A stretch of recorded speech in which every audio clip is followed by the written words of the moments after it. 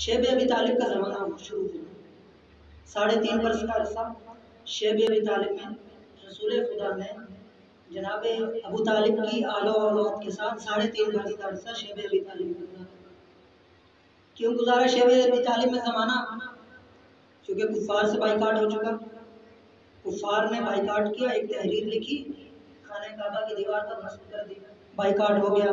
3.5 برس کا عرصہ رسول نے جناب ابو طالب کی آل و اولاد کے ساتھ شیب ابی طالب میں گزارا۔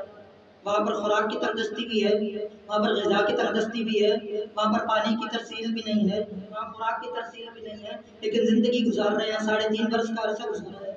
انصاف کیجیے گا، 3.5 برس کا عرصہ کوئی چھوٹا عرصہ نہیں ہے، کوئی کم عرصہ نہیں ہے 3.5 برس کا عرصہ۔ اور ذات کون سی ہے؟ ذات رسول خدا کی ذات۔ 3.5 برس کا عرصہ شیب ابی طالب میں گزارا۔ خوراک کی تنگدستی بھی ہے، غذا کی تنگدستی بھی ہے، مال کی ترسیل بھی نہیں ہو رہی، نہ کوئی باہر آ سکتا ہے، نہ کوئی باہر سے اندر جا سکتا ہے۔ توجہات ہے نا؟ یہ ساری تاریخ آپ جانتے ہیں، لیکن میں نتیجے تک پہنچانا چاہتا ہوں۔ شیب ابی طالب میں رسول خدا زمانہ گزار رہے ہیں، کھانے کی ترسیل بھی نہیں ہے، غذا کی ترسیل بھی نہیں ہے، پانی کی ترسیل بھی نہیں ہے، زندگی گزار رہے ہیں۔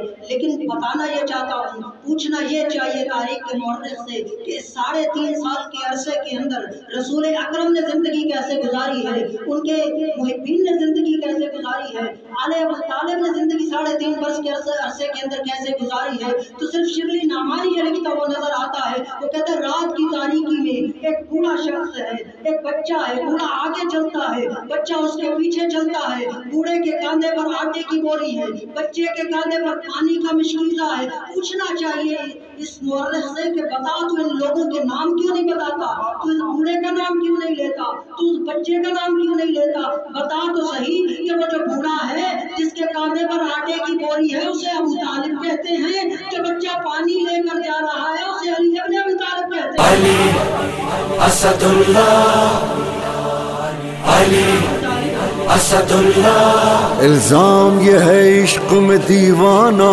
ہوں، علی علی